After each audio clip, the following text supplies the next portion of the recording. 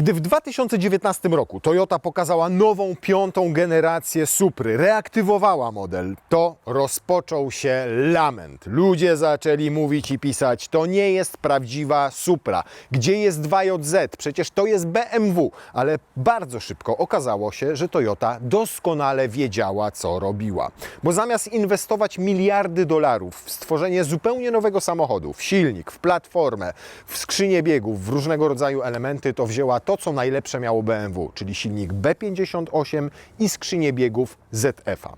I stworzyła z tego samochód, którego prace rozwojowe nadzorował sam Akio Toyoda, czyli prezes Toyoty i jednocześnie kierowca rajdowy i wyścigowy, ścigający się pod pseudonimem Morizo. A dzisiaj chcieliśmy Wam pokazać jeszcze inną, wyjątkową Suprę. Taką, która powstała w zaledwie 300 egzemplarzach na cały świat. A my mamy to szczęście, że jeden z tych 300 egzemplarzy zaparkował u nas w garażu i zaraz wyjedzie na podjazd.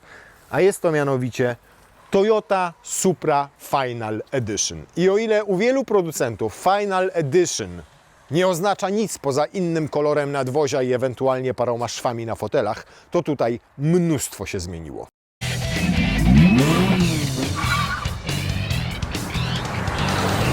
Zmian jest tutaj naprawdę mnóstwo, ponieważ zacznijmy od tego, co zmieniło się w komorze silnika. Jak wiecie, w wersji 3.0 turbo mieliśmy silnik 3.0 B58, 340 koni, 500 Nm. Ale tutaj tej mocy jest trochę więcej, bo już mamy 441 koni, czyli ponad 100 więcej i 571 Nm. Jak uzyskano tą moc? Otóż nie tylko sterownikiem. Przede wszystkim postanowiono poprawić chłodzenie. Większą wydajność mają przede wszystkim wentylatory chłodnicy. Zmieniono dolot. Zmieniono również, przekonstruowano wydech, między innymi wstawiono do niego sportowy katalizator, który zdecydowanie zmniejsza ciśnienie spalin, one szybciej uciekają z samochodu. Efekt jest taki, że można było wycisnąć te 441 koni mechanicznych. Jednocześnie w misce olejowej pojawiła się dodatkowa przegroda, która ma zapewniać lepszą efektywność pracy całego układu w momencie, kiedy jesteśmy na torze i są większe przeciążenia, po prostu ten olej nadal bardzo dobrze smaruje cały silnik. Mówiąc krótko, poprawione chłodzenie, poprawiony dolot, poprawiona miska olejowa, zmiany w sterowniku i to dało nam te 441 koni mechanicznych i 571 Nm. Jednocześnie tutaj w masce pojawił się element, którego nie ma w żadnej seryjnej Suprze. Jest on zapożyczony z serii GT4, tej, w której startuje Supra, i jest to nie wlot powietrza, tylko jest to wylot powietrza, który dodatkowo możemy sobie otworzyć, ponieważ standardowo jest zamknięty. Przesuwamy 3 zasuweczki i proszę bardzo, tutaj zmniejszamy, kiedy jedziemy sportowo, zmniejszamy ciśnienie w komorze silnika i jednocześnie odprowadzamy całe ciepło.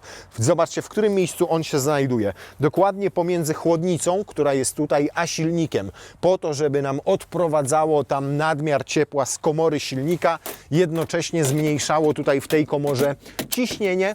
Efektem ma być to, że sterownik nie odetnie Wam tak szybko mocy, na przykład przy brutalnej sportowej jeździe albo przy jeździe bokami, bo w momencie, kiedy jedziecie bokiem, silnik jest na wysokich obrotach, ale powietrze nie wpada tutaj tak łatwo, bo ono gdzieś uderza albo w prawą, albo w lewą stronę samochodu, więc to chłodzenie nie jest idealne. Więc wszystkie te zmiany mają powodować, że i smarowanie silnika będzie lepsze i będzie on utrzymywał łatwiej optymalną temperaturę, nie będzie się przegrzewał. Dużo zmian wprowadzono również w zawieszeniu. Po pierwsze, samochód otrzymał takie zawieszenie, jak mają w serii GT4, czyli KW. Jest ono regulowane, bo nie tylko jeżeli chodzi o wysokość, tu mamy je wyraźnie obniżone, zobaczcie, tam ledwo dłoń mi wchodzi, w sumie to nawet chyba bardziej niż w przypadku mojej czerwonej Supry, która też ma KW V3. Jednocześnie to zawieszenie ma regulowane odbicie i regulowaną kompresję. Pierwsze w 15 poziomach, drugie w 12. Tutaj jest takie seryjne ustawienie, ale zazwyczaj to odbicie i tą kompresję reguluje się zależnie od specyfiki toru i od specyfiki samego kierowcy. Jak on lubi czuć samochód, jak on lubi jechać, czy woli nadsterowność, czy woli podsterowność, czy woli większy balans auta. Sztywniejsze są stabilizatory, zarówno z przodu, jak i z tyłu. Usztywniono nie tylko stabilizatory, ale usztywniono także tylną ramę pomocniczą, a raczej jej podstawę aluminiową, a to po to, żeby samochód Mniej myszkował. W Suprze, nawet mojej, jest tak, że nawet po zmianie zawieszenia na to KW, ona przy tym, ile ma mocy, ile ma momentu, jak dodajecie gazu, to wręcz musicie zakładać pewne kontry na kierownicy, ponieważ koła pracują nierównomiernie i one jakby prawe, lewe trochę uciekały, natomiast ta właśnie podstawa ramy pomocniczej z tyłu ma spowodować, że to myszkowanie będzie dużo mniejsze. Nie chciałem otworzyć maski, chciałem otworzyć klapę bagażnika po to, żeby pokazać Wam jeszcze jedną rzecz, która się zmieniła. Mianowicie pojawiło nam się tutaj dużo poważniejsze wzmocnienie całej konstrukcji nadwozia. To jest to standardowe, jak jest w zwykłej Suprze, też tam są aluminiowe wsporniki, natomiast tu jest dodatkowe, które ma jeszcze dodać sztywności całemu nadwoziu. Ulepszono też tylną szperę po to, żeby była w stanie przenosić lepsze przeciążenia i mniej się przegrzewała, w związku z tym otrzymała nowe użebrowanie. Tego oczywiście nie zobaczymy, bo musielibyśmy podnieść samochód, ale zobaczymy inne zmiany, mianowicie takie, że z przodu zastosowano 19-calową felgę, ale z tyłu już 20-calową. Nową, kutą, ultralekką, ponieważ jest o kilka kilogramów każda lżejsza niż te stosowane w standardowej Suprze. Poszerzono nieco opony, bo w standardzie mieliśmy 275 z tyłu, teraz mamy 285, z przodu były 255, teraz są 265. To wymusiło też poszerzenie delikatne całego rozstawu kół z przodu i z tyłu, więc musiały pojawić się blendy tutaj na nadkolach. Ponieważ koło nie może nam wystawać poza obrys samochodu, trzeba było zastosować ten element. Mamy też nowe tarcze hamulcowe i nowe zaciski Brembo. Jak widzicie, nawiercane, co ma poprawiać skuteczność i poprawiać chłodzenie. Z tyłu mają 345 mm średnicy, z przodu mają 395 mm średnicy. I tu też się pojawiła blenda, ponieważ z przodu nieco inną geometrię mają teraz te koła. Poprawiono, montując nowe zawieszenie, obniżając samochód, trzeba było też poprawić geometrię, nieco to koło przechylić po to, żeby lepiej prowadziło się w zakrętach, żeby łatwiej było inicjować zakręt, co jest szczególnie istotne w samochodzie, który ma tak długi przód i rzędową szóstkę pod maską, a kierowca siedzi prawie na tylnej osi, bo zobaczcie, tu jest fotel, a tutaj już zaczyna się środek drugiej osi. A jak wyglądają klocki hamulcowe Brembo do Supry? A wyglądają tak, mają taki znaczek.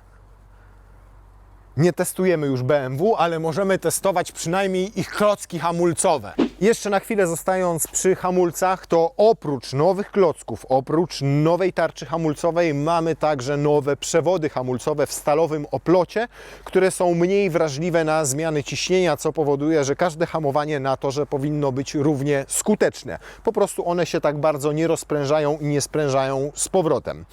Jeszcze coś? No już chyba w zasadzie wszystko powiedziałem. Sztywniejsze stabilizatory, inne zawieszenie, rama pomocnicza z tyłu inna, klatka wzmacniająca, hamulce. Jak widzicie, tych zmian jest od groma, a jeszcze pojawiła się nowa aerodynamika. Bo na przykład przedni splitter całkowicie przeprojektowano, a w zasadzie został zaprojektowany w centrum GR Toyoty w Europie w tunelu aerodynamicznym. Ma on zupełnie inny kształt. Ta w zasadzie centralna część tylko pozostała podobna do tej w seryjnej Suprze, natomiast tu jest inny kształt. Dostał takie boczne deflektory, jego powierzchnia jest większa. Tutaj zobaczcie, że tę łezkę schowano w zderzaku, jest bliżej, bo w standardowej jest tutaj przelot, ale ten przelot pojawił się tutaj, a dodatkowo jeszcze tutaj mamy taki deflektor, który powoduje, że pod spodem zmniejsza nam się ciśnienie. Wszystko to jest z karbonu i naprawdę świetnie się trzyma. Widać, że to nie jest jakieś aftermarketowe, że to nie zostało dokupione i dołożone, tylko zostało zaprojektowane od podstaw. Podobnie zresztą jak tylny spoiler, który też nawiązuje do tych spoilerów w samochodach startujących w serii GT4, natomiast nie jest regulowany i powiem Wam, że ten element akurat można było zrobić trochę lepiej. Albo trzeba było iść na całość i zrobić z prawdziwego zdarzenia skrzydło z możliwością regulacji, albo jakoś inaczej to zrobić, no ale jest. No i mamy inny układ wydechowy niż w standardowej Suprze, sygnowany przez Akrapowicza i jak widzicie, nawet jego tutaj wnętrze jest tytanowe i brzmi zdecydowanie lepiej niż w seryjnej Suprze.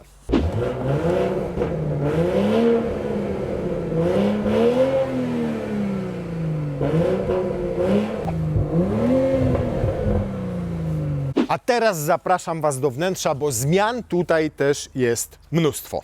Przede wszystkim Final Edition występuje wyłącznie z tym. I ta rzecz odróżnia Toyotę Suprę i Final Edition i tą manualną, bo była też po prostu Toyota Supra A90 MK5 z manualem od BMW, na przykład serii M, gdzie już nie ma w ogóle skrzyni manualnej, chyba poza standardowym i podstawowym BMW M3. To, co jeszcze zmieniono, to zmieniono elektrycznie wspomagany układ kierowniczy. On ma jeszcze inne przełożenie teraz, żeby lepiej było czuć samochód podczas jazdy torowej.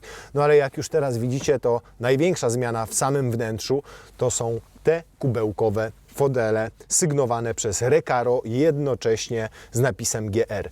Karbonowe w całości, zobaczcie jak cieniutkie, jak wąskie. Są oczywiście przesuwane przód, tył. Jeżeli chcemy je regulować na wysokość, to musimy to już zrobić na śrubach. Dla mnie na przykład jest delikatnie za wysoko ustawiony. Tutaj musiałbym go sobie o jedną albo dwie pozycje na tej śrubie obniżyć, która jest z boku. Natomiast chciałbym, żebyście zwrócili też uwagę na kolorystykę tych foteli, ponieważ ten pasażera jest czarny, a ten kierowcy jest czerwony. Zmiany są też w boczkach drzwi, ponieważ boczek kierowcy jest czerwony, zrobiony z czerwonej alkantary, bardzo fajnej i przyjemnej w dotyku, a boczek drzwi pasażera jest zrobiony czarny. Czemu akurat tak? No jest to nawiązanie do kolorystyki samego znaczka GR. G mamy na czarnym tle, a R mamy na czerwonym. Widać to jest doskonale tutaj na tym fotelu. G, R. I tak samo zrobiono fotele w środku. Czarny, czerwony, pas ten ma czerwony, a ten pas też ma czerwony. To już mogli zrobić kontrastowo. Tu czarny, a tam czerwony, ale to jest detal. Nawet ta alkantarka tutaj jest czarna, a tu jest czerwona. Ta alkantarka jest też na całej desce rozdzielczej, a tutaj jest plakietka informująca pasażera o tym, że macie wyjątkową Suprę, jedną z 300 na świecie, przy czym szkoda, że jest napisane tylko One of 300, a nie jest dokładnie egzemplarz określony, że to na przykład 43 z 300 wyprodukowanych. Więcej zmian tutaj nie ma, wszystko jest bardzo podobne do tej Supry, jaką jeżdżę ja i jaka od 2019 roku jest obecna na rynku. To co? Jadziem. Niesamowite jest to, że wszystkie te zmiany, o których mówiłem, czujecie już po przejechaniu kilku, może kilkudziesięciu, kilkuset pierwszych metrów. Auto inaczej brzmi, inaczej reaguje na dodanie gazu. Tego momentu jest tutaj więcej, tych koni jest tu więcej, no więc oczywiście, że będziecie czuli, ale robi to wszystko dużo bardziej spontanicznie. Jeszcze nie włączyłem trybu sportowego, a już czuję, że inaczej reaguje na dodanie gazu, że ono bardziej chce. W standardowej Suprze, nie porównujemy tego auta oczywiście z moją Suprą, tylko ze standardową, więc standardowa tam czegoś brakowało. Brakowało tej mocy, tej spontaniczności. Tam ten samochód tak jakby trochę się dusił, jakby chciał, ale coś by go ograniczało. A tutaj już w ogóle tego nie czuć. Tam w seryjnej jest trochę tak, jakbyście wy próbowali mówić z chusteczką higieniczną włożoną do ust. No wiadomo, że i oddychanie i mówienie wtedy będzie dużo trudniejsze. A tutaj przez zastosowanie tego sportowego katalizatora ona zaczęła inaczej oddychać i to jest naprawdę niesamowicie czuć. Czuć zmiany w układzie kierowniczym, że ona inaczej zaczęła reagować na każdy skręt kierownicą. Czuć zmiany w zawieszeniu, które jest dużo sztywniejsze niż w standardowej Suprze, jest nawet sztywniejsze niż to w mojej Suprze, która też ma KWV3, tylko że to oczywiście zależy od tego, na jakim poziomie zostały ustawione te punkty odbicia i kompresji, a ich jest 15 i 12, więc tam można naprawdę regulować to sobie, jak się komu żywnie podoba. No i jadę teraz po takiej nierównej nawierzchni i znowu czuję dwie różnice. Jedna to jest ta sztywność zawieszenia, jest tutaj bardzo sztywna, ale druga to jest sztywność całego nadwozia. Wyraźnie czuć, że przez te sztywniejsze stabilizatory, przez usztywnienie tej tylnej ramy pomocniczej i przez przede wszystkim tę rozpórkę, którą mam tutaj za plecami, ten samochód dużo mniej pracuje niż standardowa Supra, a nawet ta moja, w której zmienione zostało tylko zawieszenie, ale wszystkie te pozostałe elementy pozostały seryjne, niezmienione. Jest po prostu sztywniej, jest zdecydowanie bardziej sportowo i naprawdę odczuje to, wyczuje to, poczuje to, zrozumie to każdy, kto choć raz jechał seryjną Suprą, a potem wsiadł do tej. Więc podoba mi się mega to, że ten napis Final Edition to nie poprzestano tutaj, wprowadzając tę wersję tylko na innym kolorze nadwozia, na fotelach, na jakichś czerwonych szwach, na detalach. Tylko zbudowano samochód wzorując się, i to wyraźnie czuć, na tej wyścigowej serii GT4. Bo ten samochód od niej wiele elementów zapożyczył, przy czym jest nadal homologowany jako samochód drogowy. Nawet jadę po równej drodze, gdzie jak tylko delikatne niedoskonałości się pojawiają tej drogi, jakaś studzienka, jakaś poprzeczna nierówność, to widać nawet jak ta długa maska zaczyna drżeć. A to znaczy że oczywiście, że nie sama maska pracuje, tylko pracuje sam samochód na zawiasie. No porównałbym go naprawdę do BMW M w ustawieniach sportowych, albo do tych najbardziej sportowych modeli, może nie jak Porsche 911 GT3 RS pod kątem zawieszenia i sztywności całego zawiasu, ale pod kątem tych mocno usportowionych wersji, czy to ze stajni AMG, czy RS, czy M. Nawet wydech tutaj inaczej brzmi i to wyraźnie słychać, bo w standardowej Suprze on jest po prostu spokojny. Jemu brakuje trochę brutalności, trochę wulgarności. Oczywiście to jest kwestia i katalizatora, i filtra GPF. Tu filtr GPF jest, ale przez to, że te spaliny dzięki sportowemu katalizatorowi szybciej, łatwiej znajdują ujście tam w końcu wydechu i że ten wydech zrobił Akrapowicz, powoduje, że naprawdę to auto inaczej brzmi i to przy każdym obciążeniu. Słyszycie to już nawet, kiedy silnik ma 1500-2000 obrotów, a gdy tylko zaczyna i to bardzo szybko wspinać się ta wskazówka obrotomierza w górę, tym to brzmienie staje się donośniejsze. Nie jest absolutnie tak jak w mojej Suprze, to trzeba też otwarcie i głośno powiedzieć. Moja, która ma wydech przygotowany przez MG Motorsport, brzmi zdecydowanie bardziej sportowo. Bardziej wulgarnie jest głośniejszy ten wydech. Też mnóstwo zmienia włączenie trybu sport, gdzie otwierają się tam klapy. W normalnym trybie sportowym jest w porządku, jak tam otworzę klapy, no to naprawdę zaczyna się drzeć ten samochód.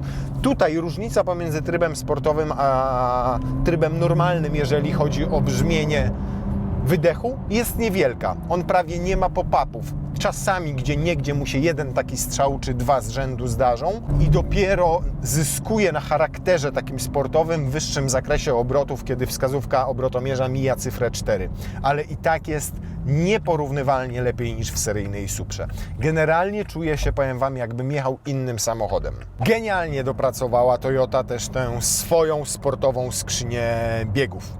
Sportową manualną skrzynię biegów. Ona ma krótkie przełożenia i bardzo krótki skok lewarka. Zobaczcie, jak mało on wystaje powyżej, ponad konsolę środkową i te przełożenia tak intuicyjnie wchodzą, że to jest coś niesamowitego. Dawno nie jeździłem takim manualem, znaczy w ogóle dawno nie jeździłem z manualem, bo większość producentów już w ogóle wycofała się z tego typu skrzyń biegów.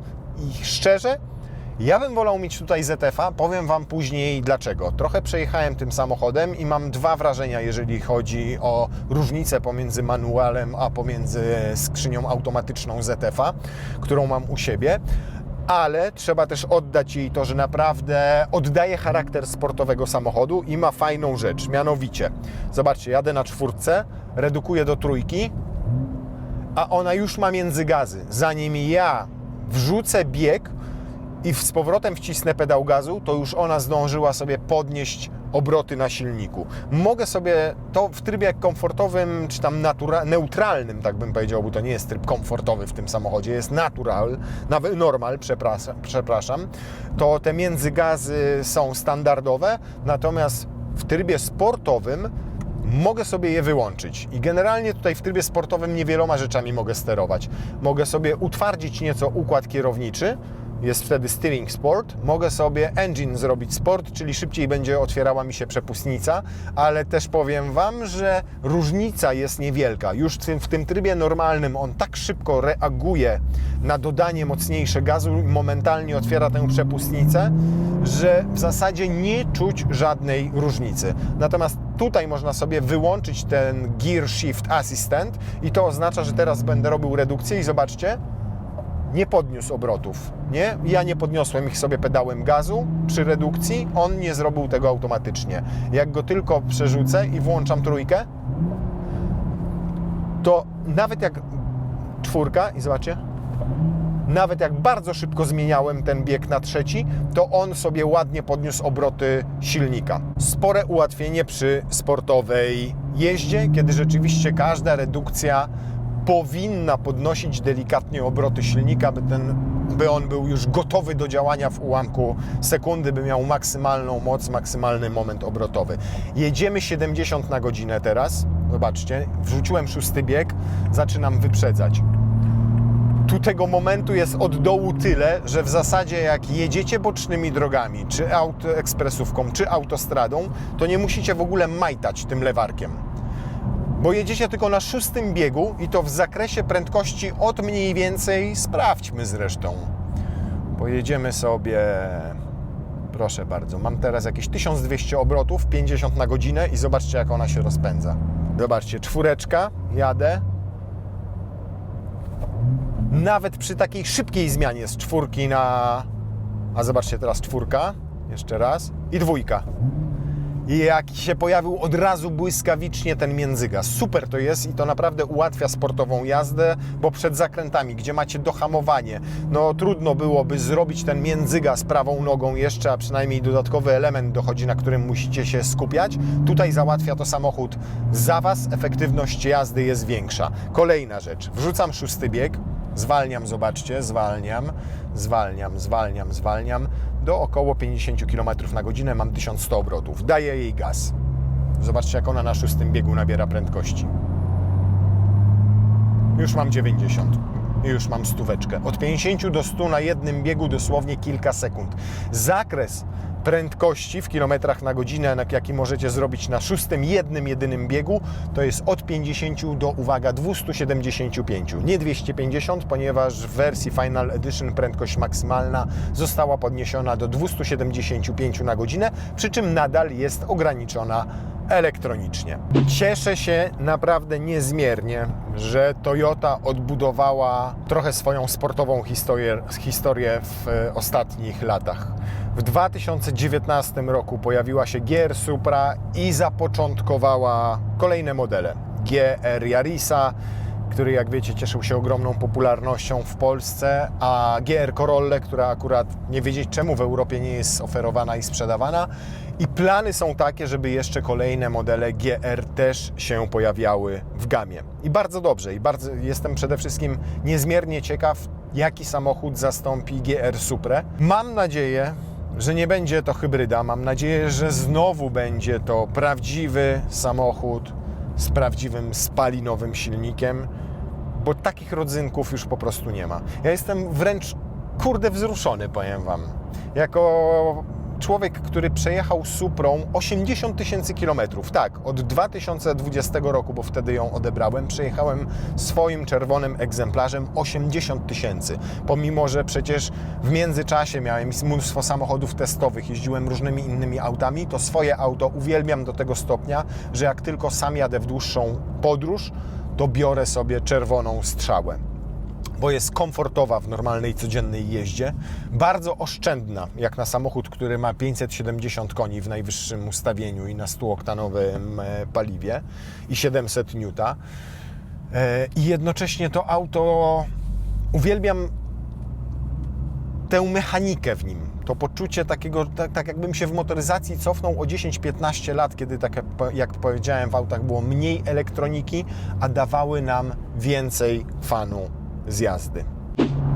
Ale teraz, skoro wjechałem na ekspresówkę, to mogę Wam powiedzieć, dlaczego zdecydowanie wolałbym mieć w tym samochodzie skrzynię automatyczną, czyli 8-biegowego ZF-a, a nie skrzynię manualną. Bo po pierwsze, przy 120 na godzinę w mojej silnik ma jakieś 1800-2000 obrotów i jest cichuteńko, a tutaj już słyszę wydech i generalnie jest po prostu głośniej. Przy rosnącej prędkości, czyli jak będziemy jechali 140, 150, 160, to będzie jeszcze głośniej. Nie mówię, że jest mega głośno. ale jest 74-75 decybeli i jest to słychać. Już muszę podnosić głos. W mojej, jak ona sobie jedzie na tym 8 biegu, jest zdecydowanie ciszej. Druga rzecz to zużycie paliwa z manualem. Przez to też, że silnik ma teraz wyższe obroty, no to jest tutaj wyższe nawet o około 1,5 litra względem tej mojej, która przecież ma jeszcze większą moc i jeszcze więcej newtonometrów. Więc wyższe zużycie paliwa i mniej komfortowe warunki w takim normalnym, codziennym użytkowaniu, bo jest głośniej. I to są dwa względy, z powodu których wolałbym mieć 8-biegowego, klasycznego ZF-a, jaki jest w seryjnej Suprze. Niemniej rozumiem też, że tych 300 egzemplarzy to będą trochę takie perełeczki. Ja myślę, że już te auta warto będzie zostawić w seryjnym zestawieniu, czyli nie kombinować ani z zawieszeniem, bo zawias jest świetny, ani z układem napędowym, bo naprawdę już ten silnik, jak ma 441 koni i 571 Nm, to wystarczy do codziennej dynamicznej jazdy. I będą to już takie rarytasy, to już naprawdę będą takie perełeczki w koronie, ostatni wypust 5. generacji Supry i będą cieszyły nie tylko oko, ale też będą nabierały wartości z biegiem czasu. Takie jest moje zdanie i taka jest moja opinia, więc kto kupił to auto, to już teraz Wam mogę powiedzieć, że dobrze, naprawdę bardzo dobrze zrobił. No cudownie się prowadzi. Chyba wymontuję te kubełki i przerzucę do swojej, bo są zajebiste. Swoją drogą, zobaczcie, w swojej to już nawet miałbym bliżej do sufitu, więc powiedziałem na początku, że przydałoby się jeszcze troszkę obniżyć ten fotel, ale na dobrą sprawę to na upartego jeszcze w kasku bym tutaj być może udałoby mi się wsiąść, czego w swojej nie jestem w stanie przy standardowym fotelu zrobić. No podoba mi się kunszt, z jakim to auto zostało zrobione od strony mechanicznej, ale też od strony wnętrza. No nawiązanie do tego logo GR czarno-czerwonego w postaci foteli, obić alkantary tutaj, na drzwiach, tutaj, no świetne. Kierownica obita alkantarą z centralnym czerwonym paskiem tutaj na górze. Tutaj GR się pojawiło, którego ja u siebie nie mam. Zajebiste auto.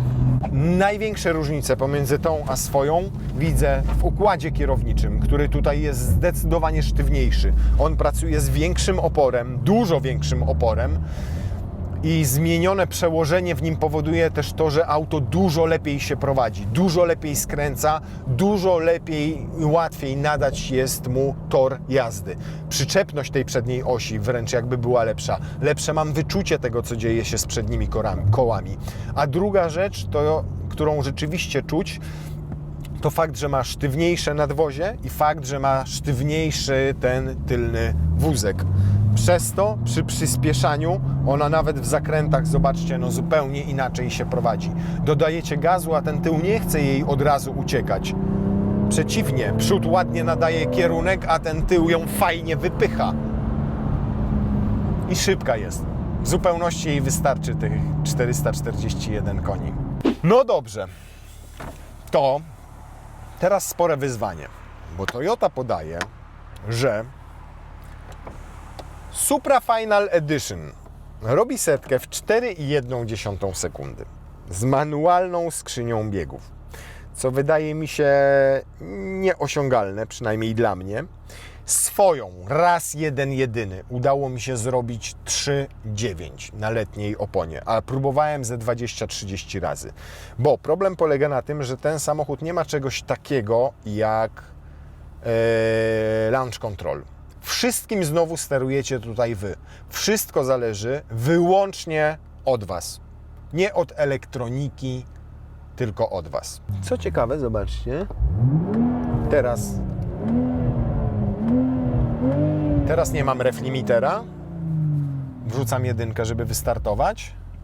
I reflimiter mi się pojawia na 4000 obrotów. No dobra. O, dziękuję. Spalony start. Jeszcze raz.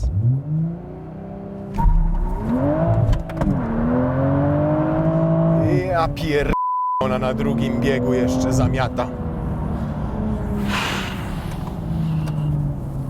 Gdzie jest mój telefon? Tam spadł. 5,63. Nawet nie pokazuję tego, bo wstyd i hańba. O, i to lubię. Średnica zawracania.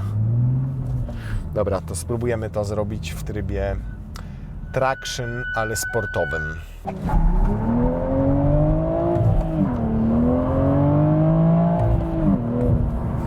Na dwójce dochodzi do 100 na godzinę. To jest dobra informacja i teraz już udało mi się to zrobić w 4,66. Nie wiem, czy to zobaczycie. Tak, to jest fajne, że ona robi tę setkę na drugim biegu. I jeszcze raz spróbujmy. No powiem Wam, że na letniej oponie, bo tutaj mamy zimową, to można byłoby pokusić się o zbliżenie się do tych 4,1, jakie podaje Toyota.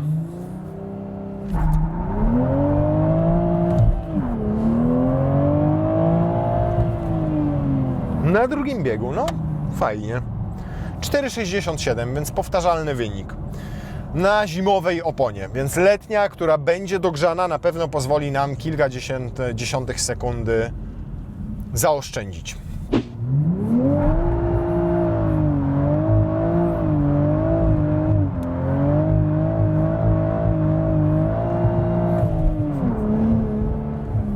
No i spalić trochę gumy też się da, przy czym ona fajna, pozostaje stabilna. Jedziecie, tylko trzeba pamiętać, żeby lewą nogą delikatnie przyhamowywać, a prawą delikatnie dodawać jej gazu. I naprawdę wszystko jest wtedy super, ależ to jest zajebisty boss! Ja wiem, że nie jestem do końca obiektywny, bo jak się ze swoim samochodem tego typu spędziło setki godzin w warsztacie, przerabiając mu, nadając mu sznytu, zmieniając w nim zawias, poprawiając chłodzenie, podnosząc moc, jeżdżąc na tory i przejeżdżając nim 80 000 kilometrów, to siłą rzeczy człowiek czuje się z tym samochodem po prostu związany. To jest tak jak dziecko, które nie tylko zrobiliście, spłodziliście albo urodziliście w przypadku kobiet, ale też dziecko, które wychowaliście po swojemu, które ukształtowaliście. No to wiadomo, że nie będzie łatwo, kiedy ono na przykład postanowi się ożenić albo wyjść za mąż i opuścić wasz rodzinny dom. Łezka z oka by wam popłynęła.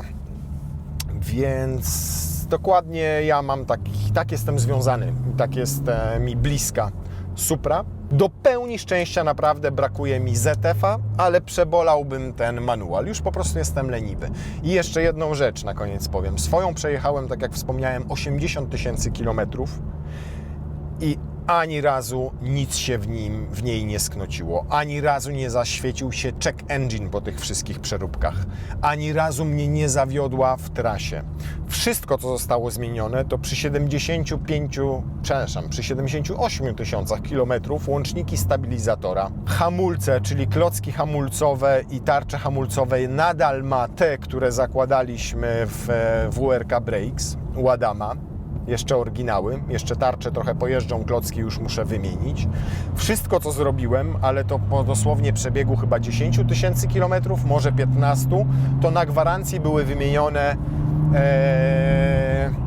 sterowniki w lusterkach. Trzeba było niestety rozebrać boczki drzwi, wyciągnąć sterowniki lusterek, wymienić je na nowe, ponieważ tamte były nieszczelne, zaszły wilgocią i odmówiły posłuszeństwa. Ale tak to nie cieknie dyfer, nie cieknie skrzynia biegów, nie cieknie nic w silniku. Olej wymieniany co 8-10 tysięcy, zależnie od tego, gdzie jeżdżę, chociaż jedna wymiana to była nawet bliżej 20 000 kilometrów, bo po prostu nie miałem kiedy na nią podjechać, ale nie pałuję jej w trasie, to przyznaję, w codziennym użytkowaniu, natomiast też była kilka czy nawet kilkanaście razy na torze.